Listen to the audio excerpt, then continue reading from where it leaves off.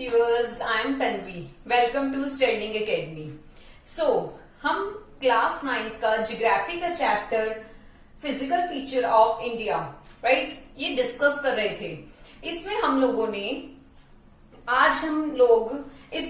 ने topics cover करने थे। Formation of physical feature, major physiographic division, इसके अंदर the Himalayan mountain, the northern plains. आज हम द नॉर्दर्न प्लेन्स पढ़ेंगे। आज हम डिस्कस करेंगे द नॉर्दर्न प्लेन्स। तो नॉर्दर्न प्लेन्स किस तरीके से फॉर्मेशन हुई है ये हम लोग देखते हैं। नॉर्दर्न प्लेन्स जो हैं ये बहुत ज्यादा बड़े हैं। ये जो प्लेन एरिया है ये बहुत ज्यादा बड़ा है। सो देखते हैं। It spread over an area of 7 lakh square kilometre and 2400 kilometre long and 240 to 320 kilometre broad. ये जो एरिया है ये इतना ज्यादा बड़ा है कि 2400 किलोमीटर लॉन्ग है एंड 240 to 320 किलोमीटर ब्रॉड है। Right, it has been formed. ये जो एरिया है ये 3 मेजर रिवर्स से फॉर्म हुआ है। 3 मेजर रिवर्स और उनकी जो ट्रिब्यूटरीज जो रिवर्स हैं उनसे फॉर्म हुआ है। 3 रिवर्स कौन सी हैं? The Indus, the Ganga and the Brahmaputra. इन तीनों रिवर्स के मेजॉरिटी से उनके जो ट्रिब्यूटरीज हैं उनके कंबाइन होके उनसे ये जो एरिया है जो नॉर्दर्न प्लेन है वो फॉर्म हुआ है। This plain is formed of alluvial soil and fertile plain. जानते हैं आप इसकी कुछ इम्पॉर्टेंट बात है, इसकी कुछ खास बात है।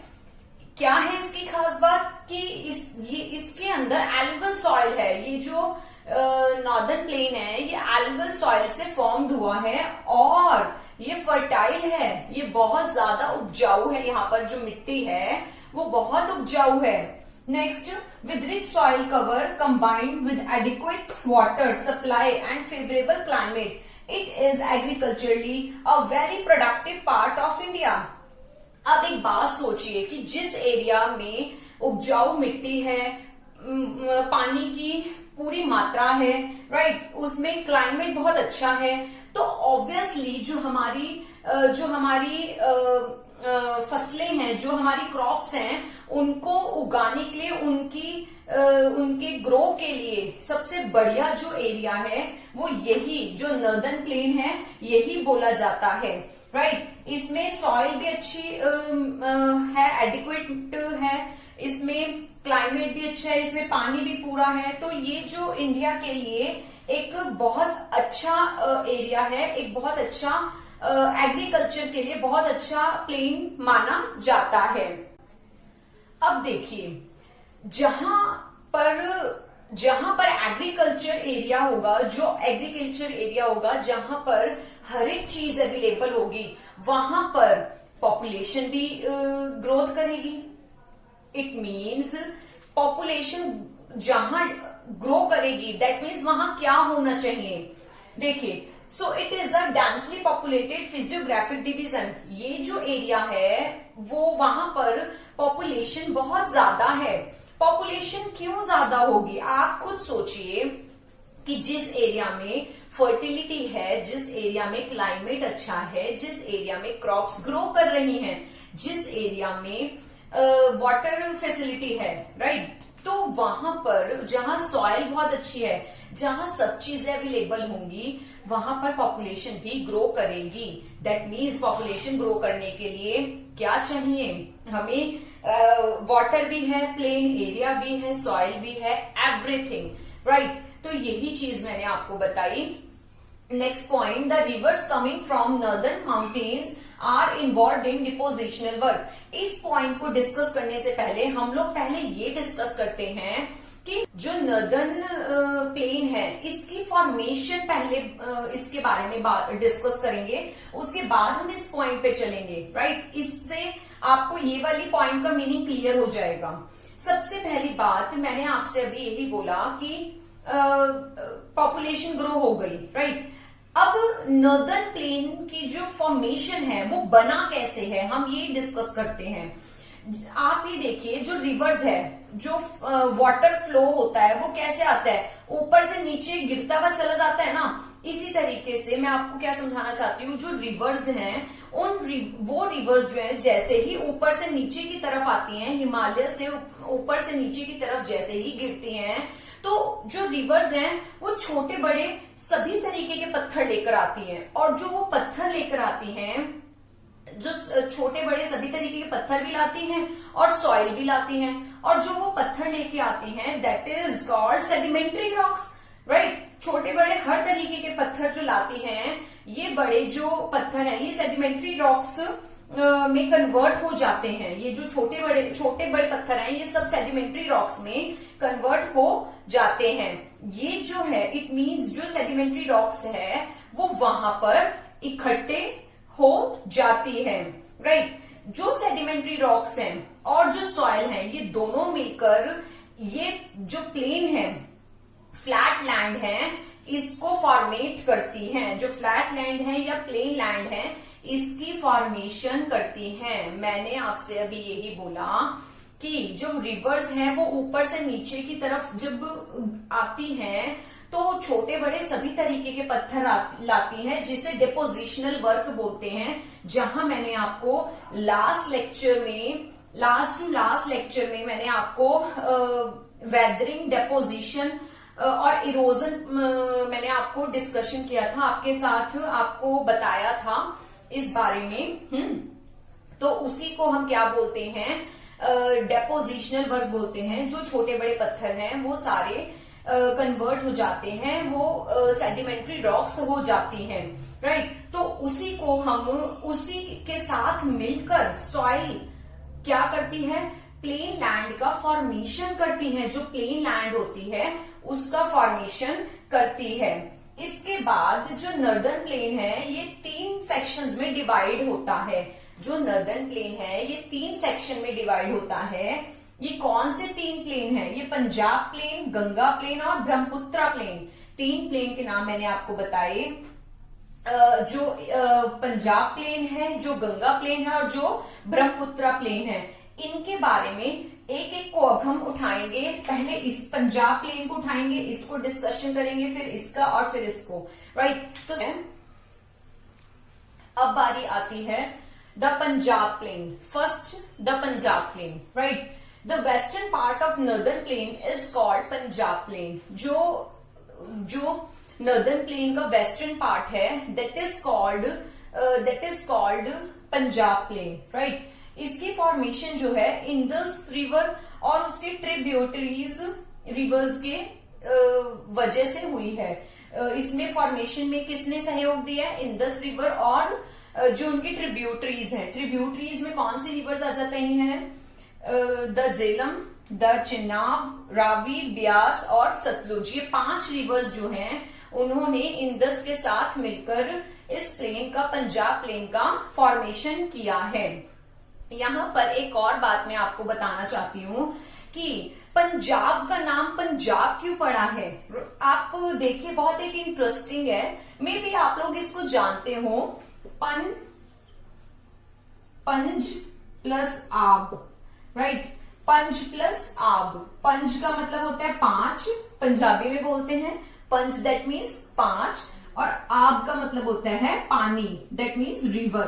5 रिवर से मिलकर, 5 रिवर का जो समूह है, 5 रिवर से मिलकर togetherness of 5 reverse that is called Punjab. Punjab का नाम इसीलिए 5 रिवर की वजह से, उनके सहयोग की वजह से ये एक जो स्टेट है ये बनी है, पंजाब, राइट। इसके बाद आता है गंगा प्लेन। अब बात करते हैं the Ganga plain. The Ganga plain के बारे में हम लोग डिस्कशन करते हैं। The Ganga plain extends between Ghaghara and the Teesta river. Punjab plain तो हमारा वेस्ट एरिया में है, राइट। जो गंगा प्लेन है ये एक्सटेंड होता है किस किस के बीच में, घाघर और टेस्टर रिवर के बीच में। It is spread over the states of north India, Haryana, Delhi, UP, Bihar, partly Jharkhand and west Bengal to its east, right. ये जो एरिया है, ये जो पोर्शन है, ये जो एरिया है ये हरियाणा, दिल्ली, यूपी, बिहार, कुछ पार्ट झारखंड का और कुछ पार्ट वेस्ट बंगाल का, इस एरिया के अंदर ये फैला हुआ है, right. The northern plains generally described as flat land with no variation in its relief, but it is not true. हम जनरली ये बोलते हैं कि जो नॉर्दर्न प्लेन है वो एक फ्लैट लैंड है, वो उसमें कोई वेरिएशंस नहीं है, ऐसा नहीं है। बट राइट, ये प्लेन लैंड नहीं है, ये सारी चीज ट्रू नहीं है। इसमें वेरिएशंस भी हैं और इसमें मतलब इसमें ये एक प्लेन लैंड की तरह बिल्कुल भी नहीं है। कुछ एरिया इसका प्लेन लैंड है बट कुछ एरिया इसका प्लेन लैंड नहीं है।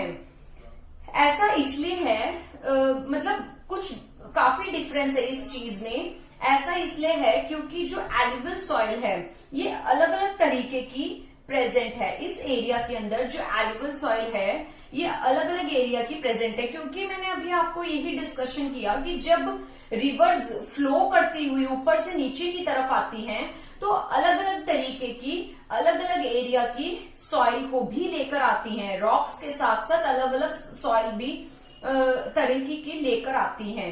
तो जो एल्यूवियल सॉइल है वो डिफरेंट डिफरेंट तरीके की है। इसी रीजन से जो एरिया है ये पूरा प्लेन नहीं है।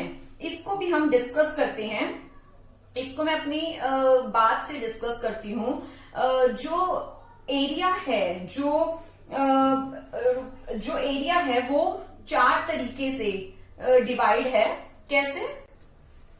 ये 4 रीजन कौन से हैं? ये 4 रीजन्स भाबर, टेराई, खादर, बांगड़। खादर और बांगड़ के बारे में आपने सुना ही होगा, बट भाबर और टेराई भी इसके रीजन हैं। 4 रीजन्स हैं, राइट। एक एक करके हम लोग डिस्कस करते हैं। सबसे पहले बात करते हैं भाबर की। भाबर क्या है? The rivers after descending from the mountains deposit pebbles of about 8 to 16 kilometer in width, lying parallel to the slopes of the Shivaliks. It is known as Bhabar. All the streams disappear in this Bhabar belt. इसका मतलब क्या है? जब reverse flow करती हुई आती हैं, right, तो वो छोटे बड़े पत्थर लेकर आती हैं। ये जो छोटे बड़े पत्थर हैं ये शिवालिक के नीचे छोटे बड़े पत्थर जो होते हैं ये क्या होते हैं? इकट्ठे हो जाते हैं शिवालिक के नीचे। लिखा है ना यहाँ पर शिवालिक। शिवालिक के नीचे ये छोटे बड़े पत्थर जो हैं ये इकट्ठे हो जाते हैं, और जब ये इकट्ठे हो जाते हैं ये पत्थर, तो ये जो मतलब यहाँ पर इतने पैबल्स हैं ये सब इकट्ठे हो जाते हैं। इस एरिया को ही भाबर बोलते हैं। इस एरिया को भाबर हम बोलते हैं। इस एरिया में इतने पत्थर हैं, इतने पैबल्स हैं, इतने रॉक्स हैं, जिस वजह से जो रिवर्स हैं वो इनके नीचे दब जाती हैं। जो रिवर्स हैं वो इन पैबल्स के नीचे दब जाती हैं। इसी वजह से ये कहा जाता है कि यहाँ पर ऑल स्ट्रीम्स डिसअपियर हो जाती हैं। ठीक है, यहाँ पर पैबल्स ही पैबल्स हैं, यहाँ पर रॉक्स ही रॉक्स हैं। इस रीजन से सब चीजें डिसअपियर हो जाती हैं। नेक्स्ट हम पढ़ते हैं टेराई के बारे में। नेक्स्ट पार्ट आता है टेराई। नेक्स्ट हमारा है टेराई। टेराई के बारे में क्या हम लोग पढ़ते हैं? South of this belt the streams and the reverse reemerge and create a wet, swampy and marshy region known as try. जो ये पोर्शन है, ये जो टेराई है, ये कौन सा एरिया है? ये जो भाबर हमने पढ़ा, भाबर के नीचे आता है टेराई। भाबर के जो नीचे एरिया आता है टेराई, ये कैसा एरिया है जिसमें सॉइल और जो वाटर है ये मिक्स हो जाते हैं। जहां सॉइल और वाटर मिक्स हो जाते हैं, और ये एक मडी एरिया है। ये एरिया मडी एरिया है जहां एग्रीकल्चर बहुत होता है। यहाँ पर घने जंगल भी पाए जाते हैं। This was a thickly forested region full of wildlife. यहाँ पर फुल ऑफ वाइल्ड लाइफ है। यहाँ पर जो एग्रीकल्चर के लिए एरिया है वो भी बहुत अच्छा है। The forest have been cleared to create agriculture land. ये सब चीजें मैं आपको क्लियर कर चुकी हूँ। In this region Dudhwa national park is located. जो दुधवा नेशनल पार्क है ये भी इसी एरिया में लोकेटेड है। अब बात करते हैं बांगड़ की। बांगड़ क्या है? ये जो एरिया है नर्दर्न प्लेन का सबसे बड़ा एरिया है। इस एरिया में जो एल्यूवल सॉइल है वो बहुत मिलती है, वो पुरानी होती है। जो सॉइल है वो बहुत पुरानी होती है एल्यूवल सॉइल। पर जो ये सॉइल है ये पुरानी क्यों है? क्योंकि ये सालों दर साल ये जो सॉइल है ये इकट्ठी होती रहती है। एक ही एरिया में, एक ही प्लेन में ये जो सॉइल है ये बहुत ज्यादा इकट्ठी होती रहती है। इस वजह से ये बहुत ज्यादा पुरानी हो गई है और इस एरिया को बांगड़ बोलते हैं। ये एरिया नॉर्दर्न प्लेन का सबसे बड़ा एरिया है। सो देखिए points. The largest part of the northern plain is formed older alluvium, right? They lie above the floodplains of the rivers and present a terrace-like feature. This part is known as Bangar. Bangar इसी को ही बोलते हैं। This soil in this region contains calcareous deposits locally known as कंकड़। इसमें कंकड़ भी बहुत ज्यादा मात्रा में पाए जाते हैं।